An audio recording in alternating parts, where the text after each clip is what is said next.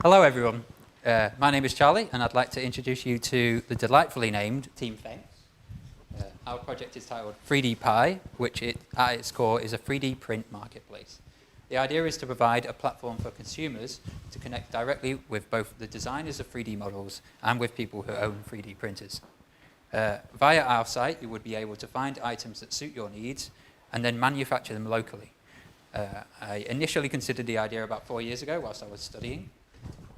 To me, 3D printing technology represented a potential revolution in the capitalist structure, the means of production delivered by Amazon into the hands of the proletariat. Clearly, I was reading too much of philosophy. I'm fairly certain our app isn't going to spark a revolution, but hopefully it will impress. And Nick will now take you through a demonstration.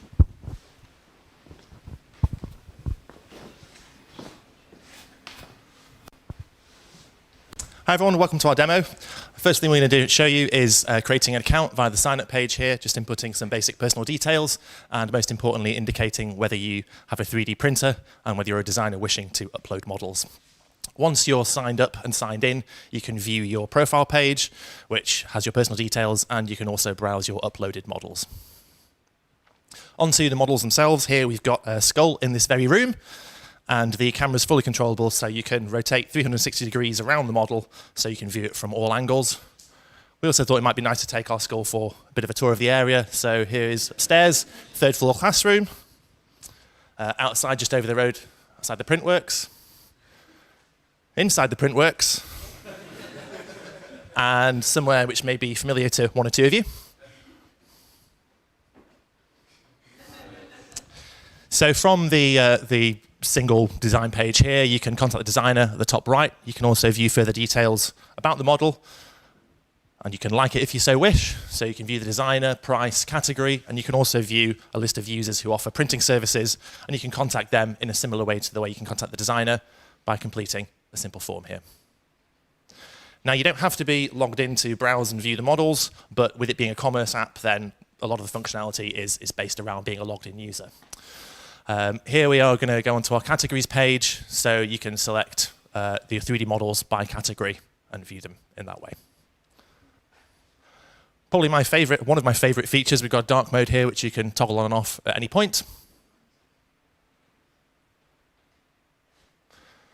So far it's been mainly sort of about the purchasing side of things, but as a designer, then obviously you would want to upload your models to show them against these stunning backdrops, which you can do again by filling out a form with some basic details, and most importantly, the thumbnail URL and the URL of the model itself.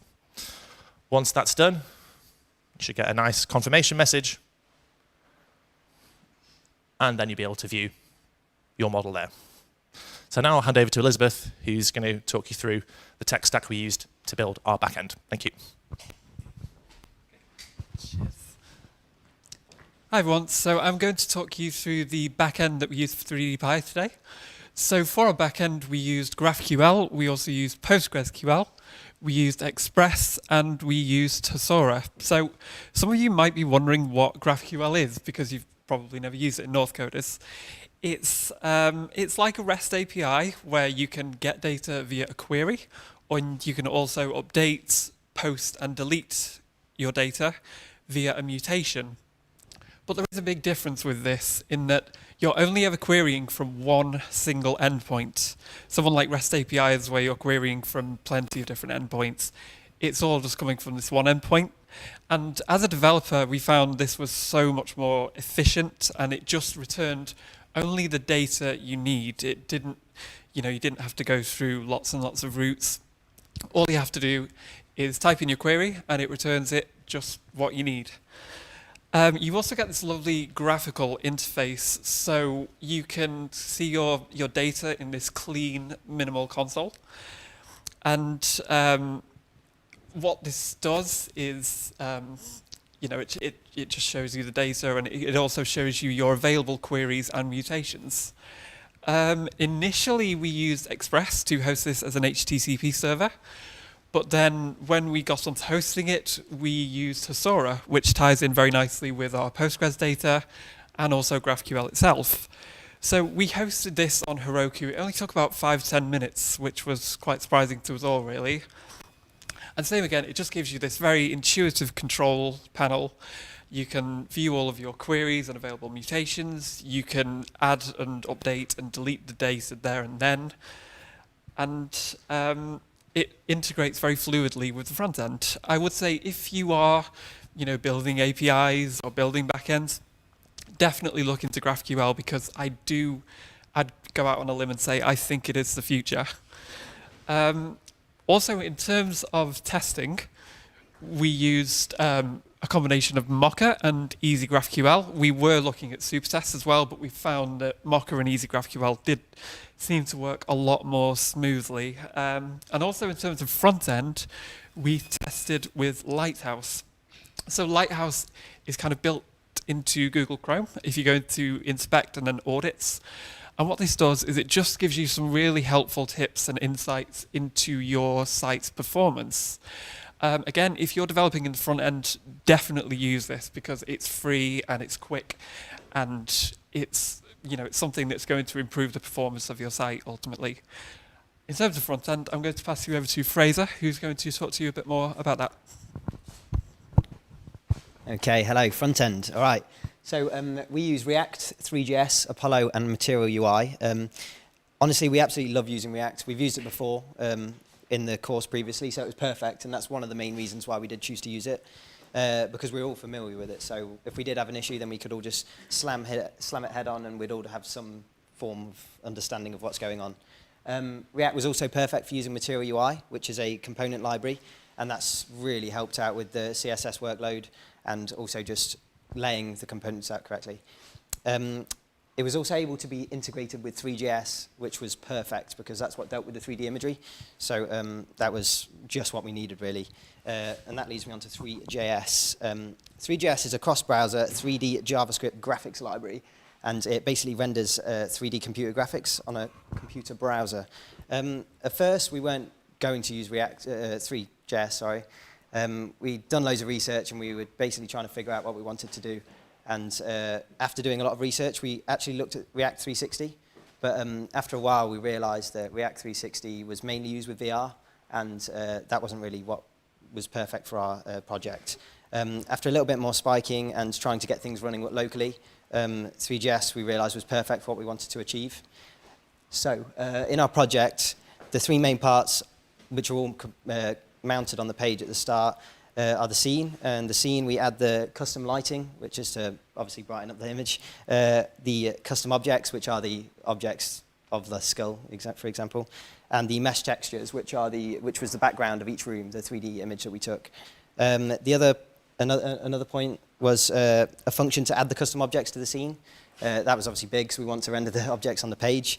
And then the recursive animation loop, which calls a render function and passes in the camera and the scene to obviously keep updating the canvas with what we want. At the start, 3JS was horrible. It was hard to pick up. Obviously, it's awesome now, and we only scratched the surface of it, but it was super hard to get the hang of. And at one point, I spent around 6 hours trying to render a slice of bread on my screen, and that was not fun. But yeah. After a while, we all got used to it. We figured out it was a bit more predictable, because at the start it was very unpredictable. But our knowledge grew a bit more. And honestly, if you ever get the chance to use it, really give it a go. We also used Apollo, which is an easy tool for incorporating GraphQL queries and mutations into React projects. So we actually were able to get the data back and present what we wanted onto the page. So it was kind of perfect, really.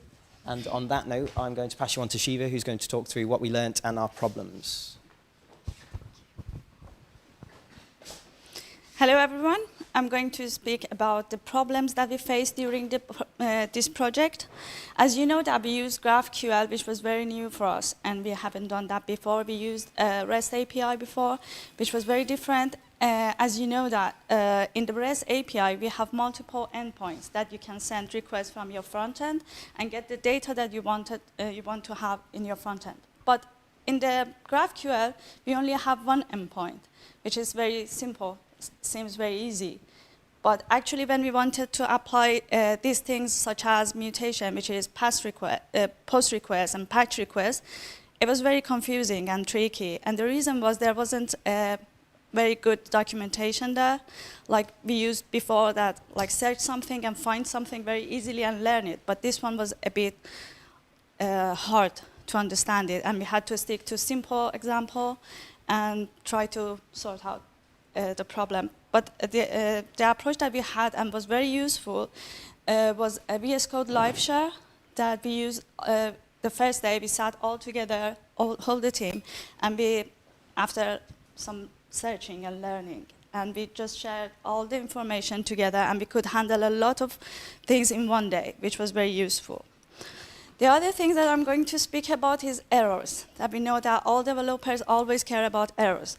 But as we understood that GraphQL itself handles loads of error, but we actually didn't have enough time to put and find out how this error handling works in the backend for GraphQL. So we decided to address that in front end, which we use library called Apollo Client Server, which helps you with error handling. But believe me, it's not as easy that you had it in the REST API. You can't do it that much easy. The things that we noticed in this project that maybe GraphQL is the best option, is the best solution for mobile development, which you have a rich UI and you have so much data that you want to your app be quick and fast. So and you have also limitation with your bandwidth. So this can be a big and good solution. The other things that I want to tell you was Three.js, as Fraser said. We had challenges like we couldn't get render all kind of file types. So at the moment, we hosted our 3D models on Dropbox, but in future, when we get time, we absolutely want to work on it and implement a system that a user maybe can drag and drop the file. They can use the application. And the last one was Material UI, which was very nice. We could use all those reusable components, but it was a bit tricky when you want to customize it. From my past experience, I noticed that maybe in the short time, Bootstrap is the better option. That you don't need to deal with a lot of CSS stuff. And that's it. Thank you. If any question.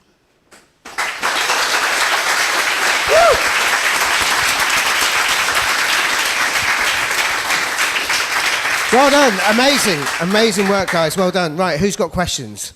Let's keep these snappy for warmth purposes.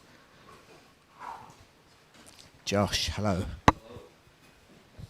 Hi. So firstly, well done. That was really good, really impressive.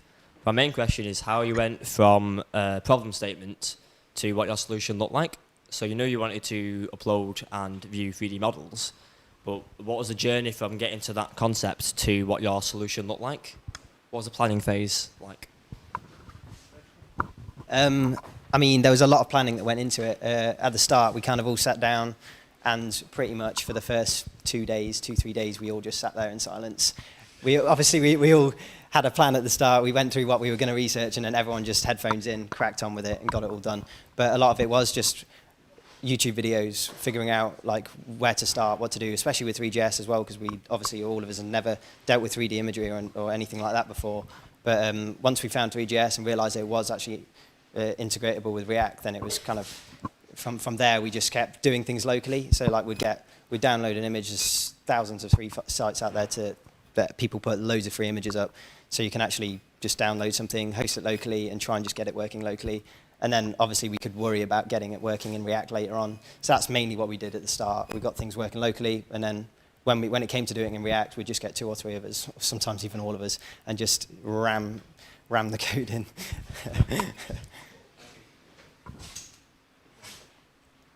One more question in the room. Anyone else here want to ask a question? No? Oh, hold on. Coupled over here, sorry. Kevin and... Yeah, hi guys. I didn't see it in your presentation, but did you handle any like payments or that side of things, or was that a kind of next step for the product? We didn't. It was something that we did want to do, but obviously, time permitting, it was mainly just about getting the essentials down. So like I say, it was something that we wanted to do, but unfortunately didn't get time. That was really cool anyway, yeah. Well